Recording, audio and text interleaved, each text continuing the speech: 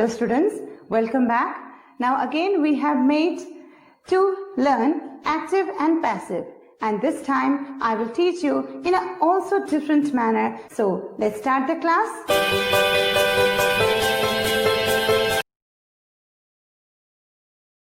Students, I will teach you the transformation from active to passive in a very simple way. First, I will teach you the simple present tense, and through simple present tense, I will teach you simple past and simple future. The transformation of from active to passive. So, let's start and let's have a look on the blackboard. Active voice में जो format होता है sentence का, जिसे हम simple sentence के format कहते हैं, उसे हम लिखते हैं सबसे पहले सब्जेक्ट, वर्ब एंड ऑब्जेक्ट. लेकिन पैसिव में एकदम बदल जाता है इसका फॉर्मेट. पैसिव का फॉर्मेट होता है पहले ऑब्जेक्ट, उसके बाद वर्ब और उसके बाद हम सब्जेक्ट को लिखते हैं. ये सोचकर चलें कि सब्जेक्ट और ऑब्जेक्ट दोस्त हैं. पहले सब्जेक्ट काम करता है और दूसरी बार काम करता है ऑब्जेक्ट. सबसे पहले वो लीडर का काम करता है और एक्टिव में subject as a leader, as a boss काम करता है. तो जब भी हम ऑब्जेक्ट को स्टार्टिंग में एज अ सब्जेक्ट देखते हैं तो हमें ये समझ लेना चाहिए कि ये पैसिव वॉइस का ही एग्जाम्पल है.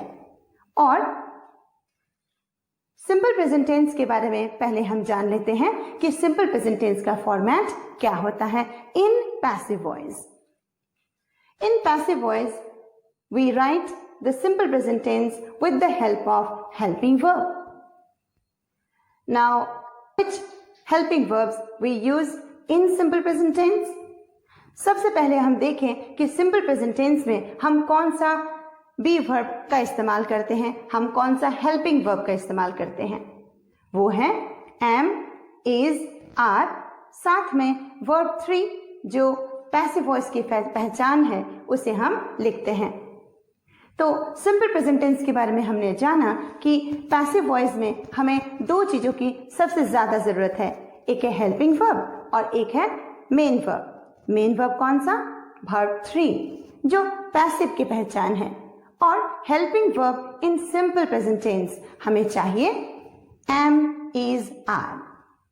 अब हमने ये जान लिया कि सिंपल प्रेजेंट टेंस में हम हेल्पिंग वर्ब का इस्तेमाल करते हैं एम, इज, आर, और मेन वर्ब का इस्तेमाल करते हैं वर्ब 3 या third form of the verb.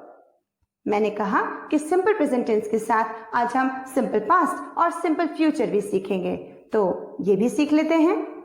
Simple present tense का फॉर्मेट हमने सीखा am, is, are plus verb 3. अब सिंपल पास्ट टेंस का भी हम फॉर्मेट देख लेते हैं. जरा सी एक थोड़ी सी चेंजेस करनी होती है और सिंपल पास्ट टेंस का फॉर्मेट बन जाता है. वो खास एक चेंज क्या है? एम, इज, आर को हमें पास्ट टेंस में वाज, वेयर के रूप में लिखना है. इसका मतलब सिंपल पास्ट टेंस में हमें भी फिर से हेल्पिंग वर्ब की ही मदद लेनी होती है. और ये हेल्पिंग वर्ब कौन सा है? Was, were. कुछ इसी तरीके से हमें सिंपल फ्यूचर में भी हेल्पिंग वर्ब का इस्तेमाल करना होता है, और वो हेल्पिंग वर्ब है shall be and will be. तो हम एक रिवीजन कर लें. So students, let's have a revision. In active voice, subject is doing some action, means object. But in passive voice, action is done by the subject. That is a basic difference between active and passive. ये आपको समझ में आया होगा कि subject कोई काम करता है, action, और passive में action किया जाता है subject के द्वारा, by subject. Okay? So the basic format in active, subject, verb, object. सबसे पहले सब्जेक्ट, उसके बाद वर्ब.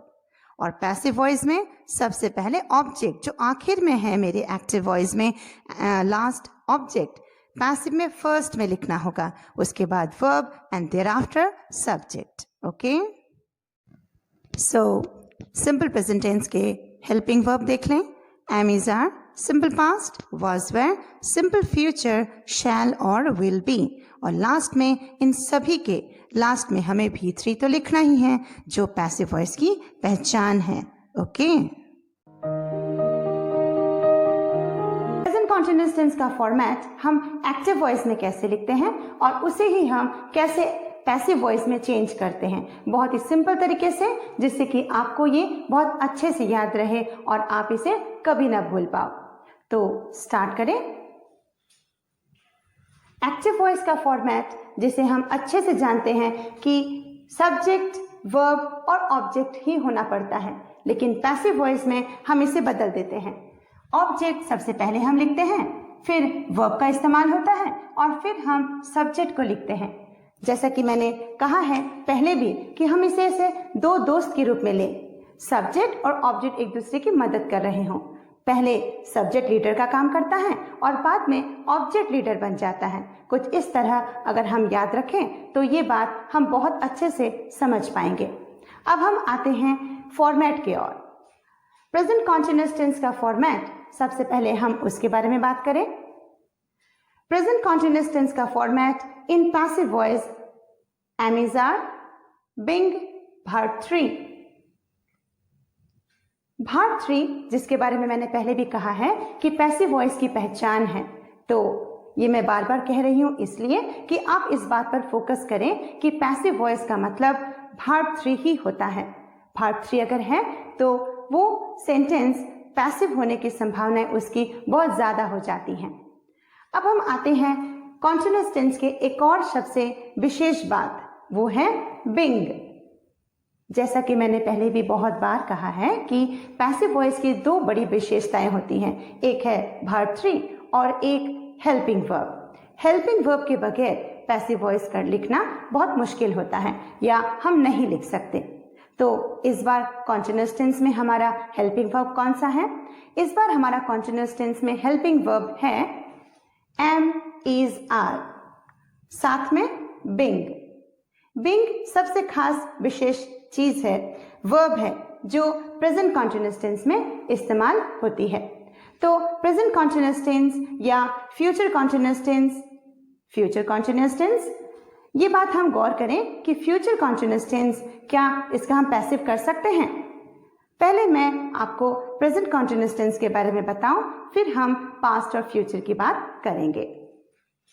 तो प्रेजेंट कॉन्टिन्यूअस टेंस के फॉर्मेट को एक बार हम फिर देखें कि सबसे पहले बी वर्ब या हेल्पिंग वर्ब हमारा इस्तेमाल होता है, वो है am, is, are, साथ में बिंग का भी इस्तेमाल होता है जो बी वर्ब ही होता है और verb 3 का इस्तेमाल होता है। अब इसी के साथ मैं आपको पास्ट कॉन्टिन्यूअस टेंस या फ्यूचर कॉन्टिन्यूअस टेंस का पैसिव वॉइस नहीं होता है, तो हम क्या सीखेंगे अभी? Past continuous tense. तो पास्ट कॉन्टिन्यूअस टेंस का फॉर्मेट है am, is, are का पास्ट टेंस was, were, फिर वही शब्द बिंग और फिर वही शब्द verb 3। तो पास्ट कॉन्टिन्यूअस टेंस में सिर्फ जिसमें चेंजेस करने हैं वो है was, were। बाकी प्रेजेंट कॉन्टिन्यूअस टेंस की ही तरह हम बिंग और भी3 का इस्तेमाल करते हैं या भी3 लिखते हैं। फ्यूचर कॉन्टिन्यूअस टेंस का पैसिव वॉइस नहीं होता है। Okay, passive voice continuous tense में हम कैसे लिखें? हेल्पिंग वर्ब का इस्तेमाल करके और मेन वर्ब verb 3 का इस्तेमाल करके। तो हमने आज present continuous tense, past continuous tense सीखा और फ्यूचर कॉन्टिन्यूअस टेंस के बारे में जाना कि हम फ्यूचर कॉन्टिन्यूअस टेंस का एक्टिव वॉइस सेंटेंस पैसिव में चेंज नहीं कर सकते। So let's have a look on helping verb. In present continuous tense helping verb am, is, are। In past continuous tense helping verb was, were। और दोनों ही tense में जब हम passive लिखते हैं, ये हेल्पिंग वर्ब का इस्तेमाल करके हम दोनों में सेम वही बिंग और भी3 लिखेंगे। तो ये बेसिक अगर हमें याद रहेगा तो कभी मिस्टेक नहीं होगा और आसान भी होगा। Students, today I will teach you the present perfect tense, the transformation from active to passive. So present perfect tense को पहले सीख लेते हैं और उसके बाद हम सीखेंगे past perfect and future perfect. तो चलें हम स्टार्ट करें। प्रेजेंट परफेक्ट टेंस का जो फॉर्मेट है इन पैसिव वॉइस वो है हैव और has plus been plus V3। तो हमने देखा कि हैव वर्ब का इस्तेमाल हो रहा है, बी वर्ब का इस्तेमाल हो रहा है और साथ में V3 जो पैसिव वॉइस की सबसे बड़ी पहचान है। इसके बाद हम देखते हैं कि हैव और हैज़ जो हैव वर्ब कहलाते हैं, इनका हम कहाँ इस्तेमाल कर सकते हैं। So let's have a look on have verb. In present tense, have is used with I, we, you, they and with plural nouns. And has is used with he, she, it and with singular noun. And the next one is, what is the format of past perfect and future perfect in passive voice? So now let's have a look on present perfect tense and past and future. In present perfect tense, have has is the have verb which we use in passive. ये मैंने already आपको सिखाया है। अब हम सीख रहे हैं कि past perfect tense and future perfect. Past perfect में हैव वर्ब यूज होता है हैड और फ्यूचर परफेक्ट टेंस में हम विल और शैल का इस्तेमाल करते हुए हैव यूज करते हैं और साथ में V3 with along with be verb been is always used with future perfect, past perfect and present perfect tense. Okay? Tense को आपने अच्छे से समझा होगा और कहीं पे भी कोई भी प्रॉब्लम है तो आप मुझे फीडबैक दें और फीडबैक के थ्रू मैं और बेहतर तरीके से आपको वॉइस चेंज समझाने की कोशिश करूंगी।